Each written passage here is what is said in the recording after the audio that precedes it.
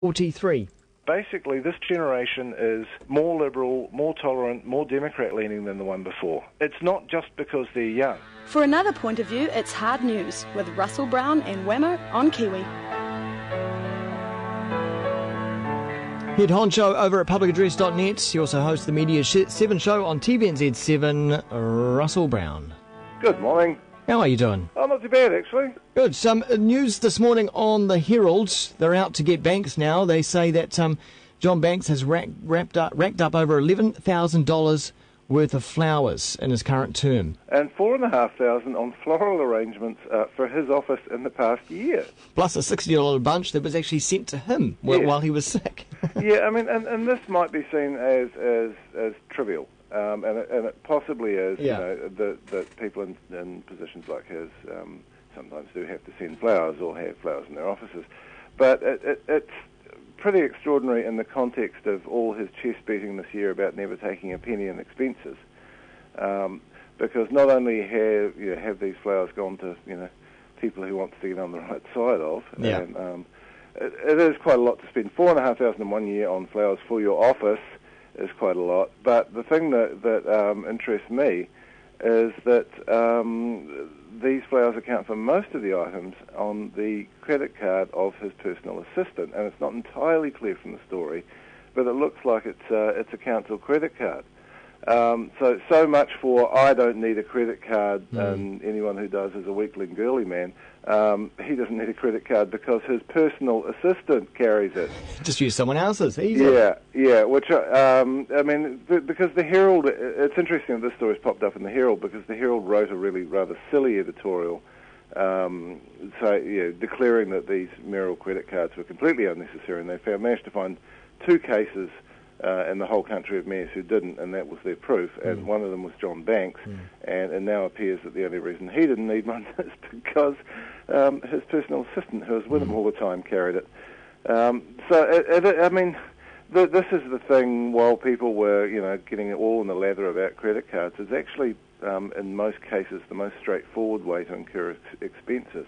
It all goes on the one card. It's very easy to handle for accounts. Exactly. It's done. Back in the day, it would have been checks, right? Yeah. Yeah. Yeah, but I mean that's why it's done. You have a card that all the expenses go on, and it's much easier to track, and it's much cheaper to track, and that's why it's done. And lo and behold, that's also what's being done in John Banks' office. So that's, What do you reckon? That's like one carnation each to each ratepayer in Auckland City? I don't know. I mean, Really Bill great English story. got in trouble about flowers as well, you have to say. Did he? Yeah. And it's, on the face of it, maybe this is just what it costs. It does seem a little excessive, $4,500 a year on flowers for the office. Yeah. But yeah, it's interesting. And the other interesting thing that's come up is, it looked like it was going to be the case. The Auckland business establishment has really fallen out of love with Banks. And there's a column in today's paper from Michael Barnett, the head of the Auckland Chamber of Commerce, saying that Banks is not our man, and the Citizens and Ratepayers lineup is full of old people who aren't any good, and he uses the word personality cult about Banks. So I'm not quite sure what Banks has done to upset these people, because well, to me it seems like the turning point was his wee rant about having the Olympics. Yeah, absolutely, and that was clearly the turning point, because suddenly the muttering got a lot louder, and the business establishment appear to now have their favoured candidate, which is this guy Tenby Powell, of whom the only pictures appear to be him dressed in a dinner suit. He's the husband of Sharon Hunter, and often seen on the society pages, which is where his candidacy was announced by Rachel Glusina. Oh, no. It all gets better, it really does.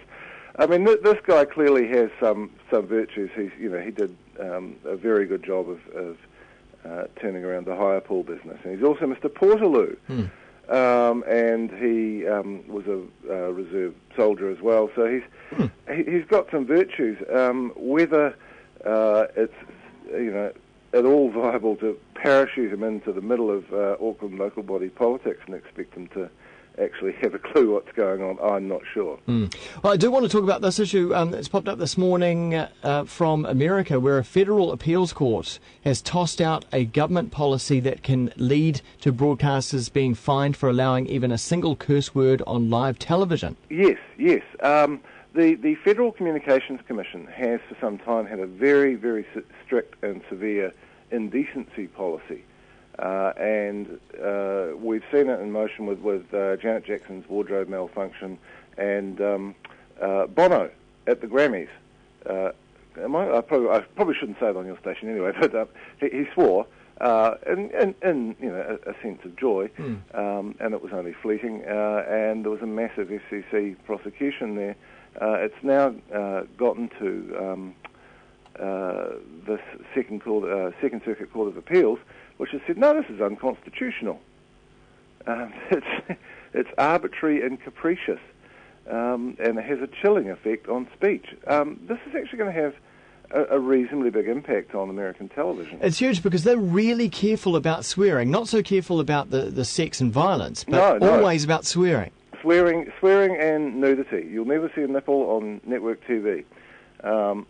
And you may think, but I've seen, what about The Sopranos and various other shows? Cable, They're on cable. Yeah.